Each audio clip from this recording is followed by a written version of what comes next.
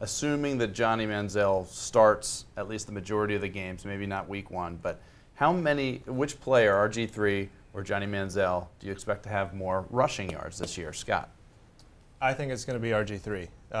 I think Manziel, like I said, not quite as fast as Griffin, and while Kyle Shanahan loves that he's very similar to Griffin, I think he's going to like to roll him out left or right and have him improvise like he did so often at Texas A&M to find the extra split second to find a guy downfield. And even though the Redskins doesn't sound like they're going to run Griffin quite as much as that rookie year when he was running to the ground, I think he does seem to have that speed back from his rookie year that was obviously lacking last year. And I think he'll edge Manziel. So RG3 rookie season 815 rushing yards. Last year 489, but only in 13 games. Somewhere in between there is what you expect from RG3? Yeah, 600 or so. 600 or so. Mike, what do you think? I disagree again. Look, not because Scott makes a good point, but look, Jay Gruden and Robert Griffin III have both said they want him to be more of a drop-back passer.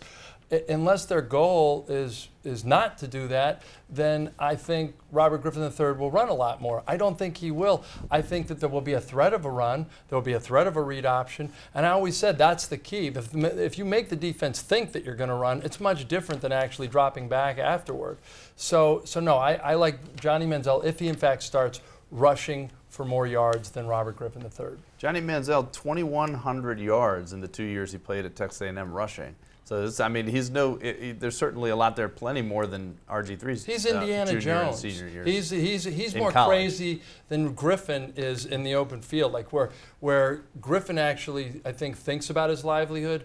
Johnny Manziel, if he dies tomorrow on the field, no, I'm serious. This guy has a devil-may-care attitude about how he.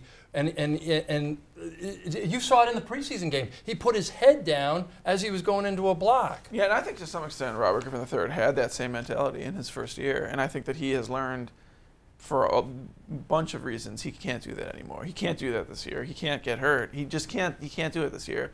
And so I'm totally with Wise on this. And that's not to say nothing of all the weapons that he's got. He's got Deshaun Jackson, Pierre Garçon, Jordan Reed, Santana Moss maybe still. He's got Alfred Morris. He's got a bunch of other kind of third down back guys. I think he's got so many weapons around him right now.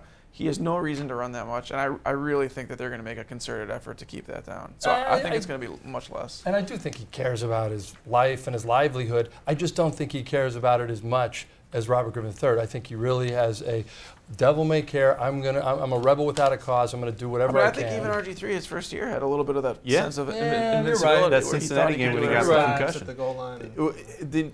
How many yards? Do you think RG3 goes over what he had last year, 489? Rushing yards in 13 games? If he plays 16 games, I bet he will have about the same as what he had last year. About the same. So less Interesting. per game. That sounds like a tiebreaker for another